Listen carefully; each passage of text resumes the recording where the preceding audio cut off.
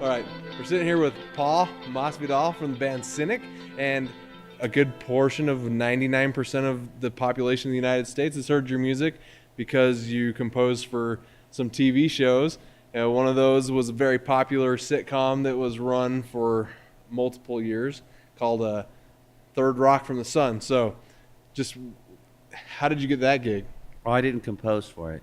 You played the guitar. I did guitars, yeah. I was a session musician. I worked for a composer named Ben Vaughn. So I worked on that show and Third Rock from the Sun and a bunch of other Carsey Warner productions for a while, which was really fun. See, and you guys had just been going like, we don't know who he's talking to, but now you've heard, now you guys are familiar with who we're talking with. So you're in the band Cynic. Let's just do a quick background. You guys are like a metal jazz fusion. How did you guys come up with your sound? I don't know. I think it's a big accident.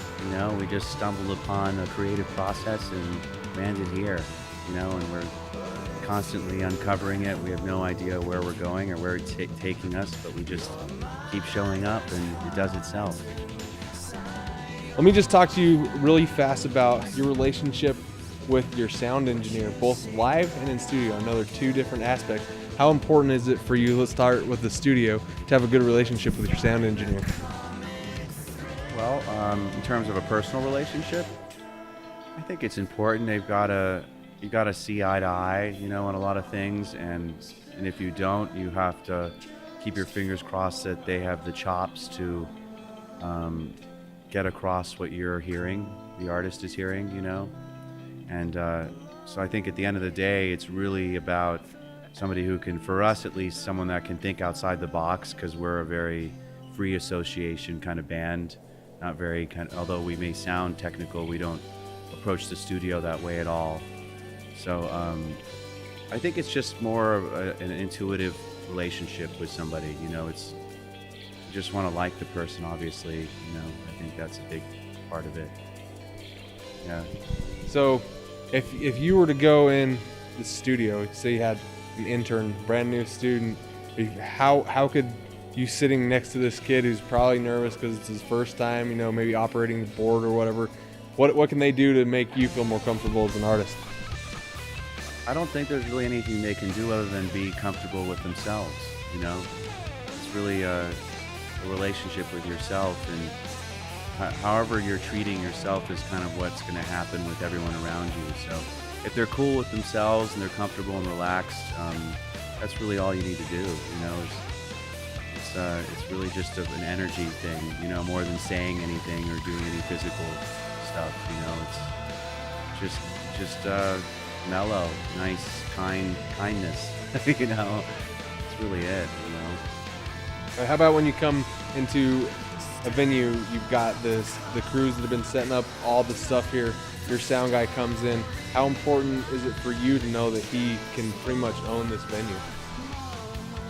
Well, I think the challenge of any band on the road is that each venue is a different can of worms, so you just want someone who, I think, at least for us, who's experienced, who's been on the road and knows the different rooms and also knows how to kind of deal with issues, because there's always problems arising, and so they're kind of doing the math every night, trying to figure out how to get things to sound good. But so yeah, I think there is a big thing for an artist with the engineer, because you want to, your hands are you're in their hands essentially to how you're being presented to the audience sonically. So it's important to know that they got a hold of the situation. Awesome. I'm going to pass the microphone over to Trevor. He's going to ask you guys kind of about your technical stuff. Trevor, he's been talking to you guys up for a long time. He's like, you got to come see the show. You got to come see the show. You got to come see this show. So I'm excited to see you guys tonight. This is going to be my first experience with Cynic. But Trevor, come on over here. We'll switch positions. And we do everything on our own. We have our own studios, so we just take stuff to friends' places to mix. But everything else we track pretty much on our own. Yeah. So what do you look for when when selecting a mixing engineer for that? I think it's a lot like your previous question, which was just somebody that we feel understands, what we're going for.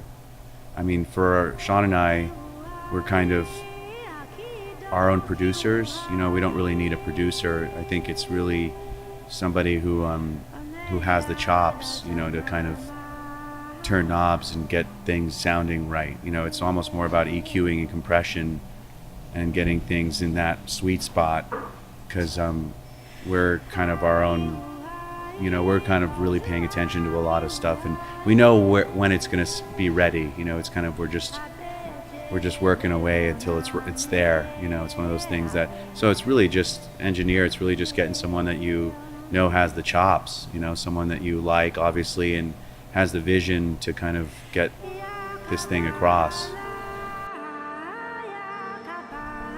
Okay, so with Carbon-Based Anatomy, so with that album, I mean, what was your thought process when writing this album? Like, the story, I mean, obviously it's a concept album, so the story, how did that come to you? It's not thought-driven, it's feeling-driven, our records, so I really try and shut the mind down as much as possible and let my body lead the way.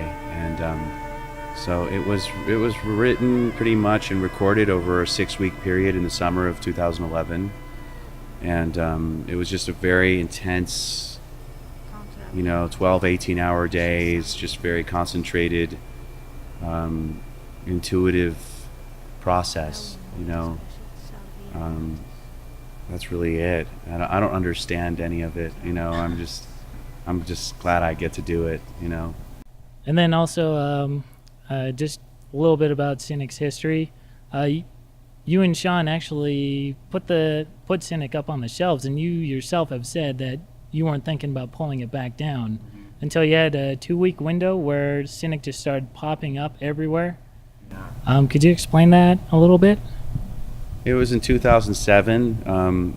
Just a bunch of synchronicities happened, where Cynic was really not in my mind for a long time, and or in my heart, I should say, and just over this curious 2-week period, a bunch of people and events and things happened. It started with an email from a kid from Russia who had a dream. He saw us play a festival in Europe, and he said, I saw you guys reunited and playing, and I just wanted to share that with you.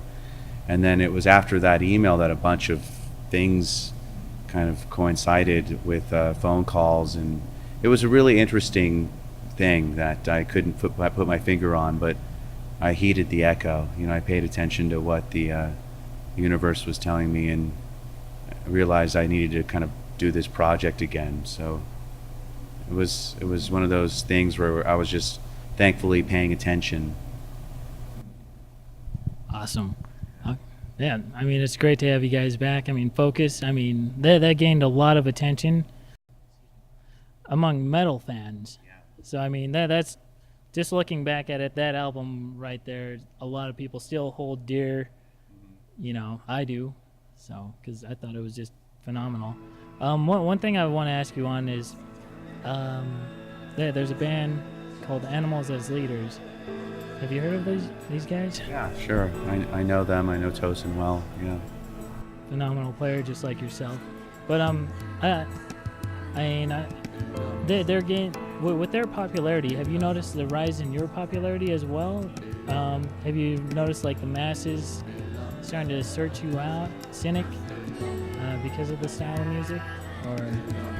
I don't know. I don't know if they're more popular than us. I think they have like a different demographic that they've spoken to.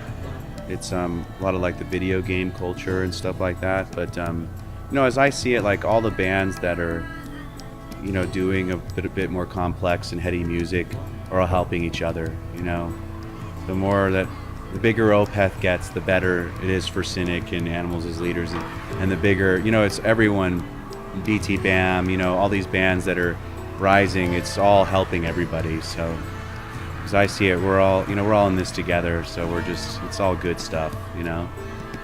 Yeah. And here in the US, I mean, obviously, progressive music isn't as big as in the rest of the world. Because for a lot of people who don't know, Cynic, when they play outside of the U.S., they're playing with bands like Dream Theater. You guys are doing just playing arenas, I'd say about 35,000 people arenas. Is that correct? Or you don't know? You just play it. You just show up and.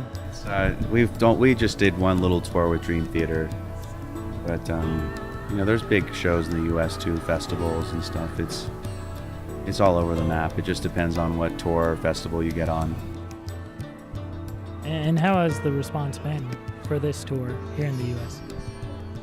It's been good. It's been nice. It's been a good tour. Good collective energy with the bands and the audiences. It's been really positive.